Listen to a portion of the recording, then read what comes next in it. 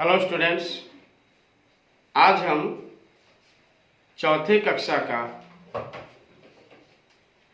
अध्याय 3 जिसका प्रश्न उत्तर में आपको आलोचना करने जा रहा हूं, जो विषय है एकनाथ।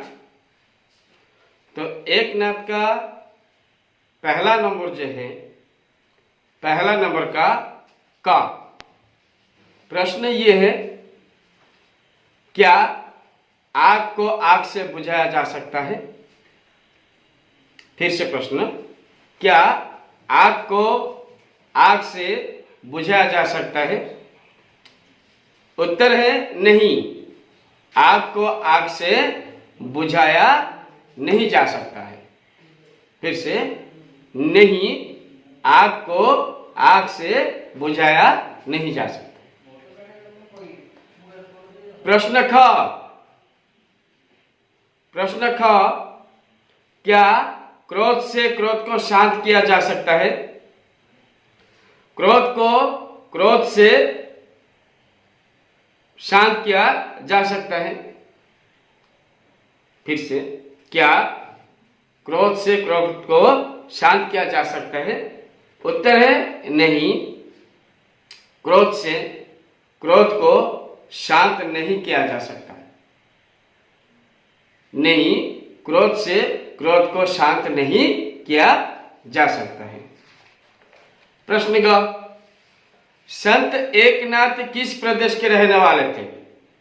संत एकनाथ किस प्रदेश के रहने वाले थे? उत्तर है, संत एकनाथ महाराष्ट्र के रहने वाले थे। संत एकनाथ महाराष्ट्र के रहने वाले थे।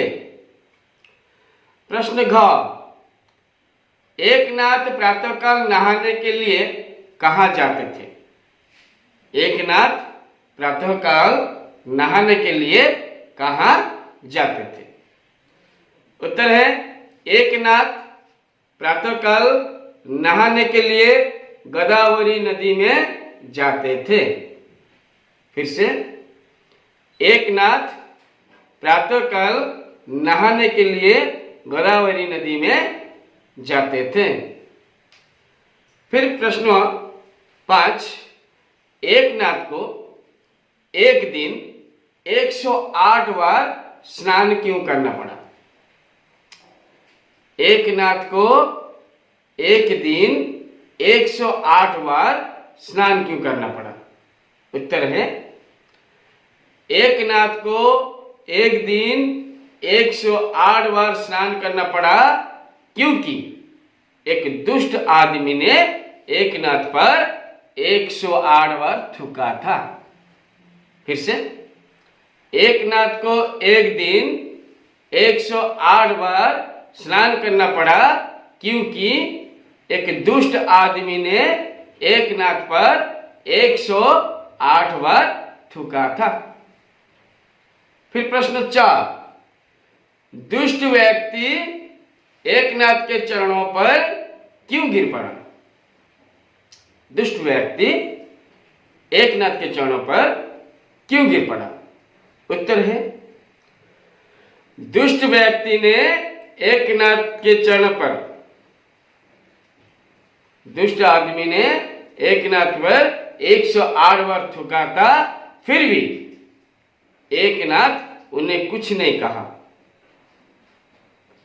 तभी दुष्ट व्यक्ति ने समझा कि ये कोई महान व्यक्ति है और उनके चरण पर गिर पड़े।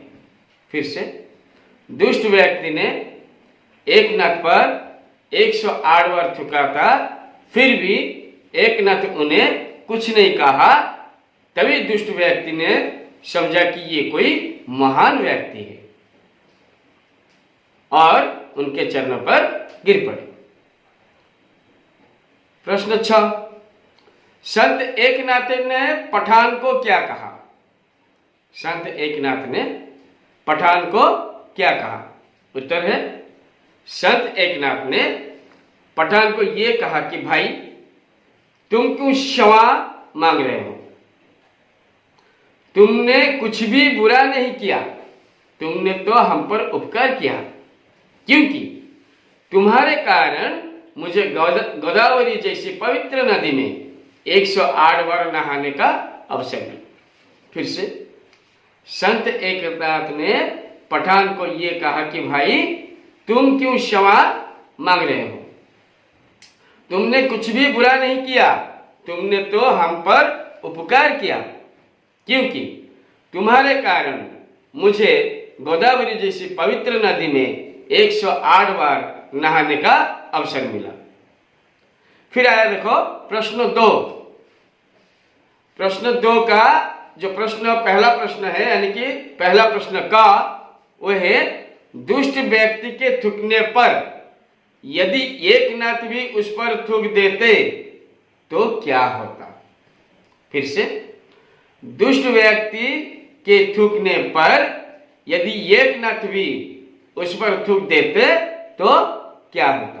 उत्तर है दुष्ट व्यक्ति के थूकने पर यदि एकनाथ भी उस पर थूक देते तो उन दोनों में बैर और बढ़ जाता, जिसका परिणाम बहुत बुरा होता और आपस में दुश्मनी और बढ़ जाता। फिर से, दुष्ट व्यक्ति के थूकने पर यदि एकनाथ भी उस पर थूक देता तो उन दोनों में बैर और बढ़ जाता, जिसका परिणाम बहुत बुरा होता और आपस में दुश्मनी और बढ़ जाता। प्रश्न ख, तुम्हें इस कथा से क्या शिक्षा मिलती है? तुम्हें इस कथा से क्या शिक्षा मिलती है? उत्तर है हमें इस कथा से यह शिक्षा मिलती है कि लोगों से हमेशा अच्छा बर्ताव करना चाहिए। अगर कोई हमसे बुरा बर्ताव करे तो उनसे हमें बुरा बर्ताव नहीं करना चाहिए, इससे हालत बिगड़ जाता है। तो हमें बुरा बर्ताव करने वालों से हमेशा अच्छा बर्ताव करना चाहिए, इससे बुरा इंसान अच्छा बन सकता है। फिर से हमें इस कथा से यह शिक्षा मिलती है कि लोगों से हमेशा अच्छा बर्ताव करना चाहिए। अगर कोई हमेशा बुरा बर्ताव करे तो उनसे हमें बुरा बर्ताव नहीं करना चाहिए, इससे हालत बिगड़ जाता है। तो हमें बुरा बर्ताव करने वालों से हमेशा अच्छा बर्ताव करना चाहिए, जिससे कि बुरा इंसान अच्छा बन सकता है। फिर प्रश्न 3 देखो, ये मैंने नहीं लिखा। यदि तुम्हारे साथ कोई भी ऐसी मिलती जुलती घटना घटी हो तो सच सच लिखो कि तुम क्या किया था। ये आप लोगों की काम है, आपने क्या किए थे। तो मैं प्रश्न 4 पे जाता हूं, जो कि वाक्य में प्रयोग करो। नीचे कुछ शब्द दी गई है, उसे हमें वाक्य में प्रयोग करना है। पहला शब्द जो है उचित। वाक्य बनाने से क्या होता है? झूठ बोलना उचित बात नहीं है। फिर प्राणी मात्र। प्राणी मात्र सबको प्यास लगता है। फिर महान। संत एकनाथ बहुत महान थे। फिर अपराध। झूठ बोलना बहुत बड़ा अपराध है। फिर लज्जित। ऐसा काम मत करो जिससे खुद को लज्जित होना पड़े। फिर से देखो, उचित। झूठ बोलना उचित बात नहीं है। प्राणी मात्र। प्राणी मात्र सबको प्यास लगता है। महान। संत एकनाथ बहुत महान थे। अपराध। झूठ बोलना बहुत बड़ा अपराध है। लज्जित। ऐसा काम मत करो जिससे खुद को लज्जित होना पड़े। फिर प्रश्न 5, जो विपरीत शब्द, जिसे हम विलंब शब्द भी कह सकते हैं, विलंब शब्द लिखना है। कुछ शब्द यहां दी गई है, उनका विलंब शब्द, जैसे हानि। हानि का विलंब शब्द या विपरीत शब्द लाभ। उचित, अनुचित। लज्जित, बेलज्जित। महान, तुच्छ। दयालु, निर्दय। प्यार, घृणा। बैर, प्रीति। पुरुष, महिला। दुष्ट, शिष्ट। फिर से, हानि, लाभ। उचित, अनुचित। लज्जित, बेलज्जित। महान, तुच्छ। दयालु, निर्दय। प्यार, घृणा, बैर प्रीति, पुरुष महिला, दुष्ट शिष्ट। ओके।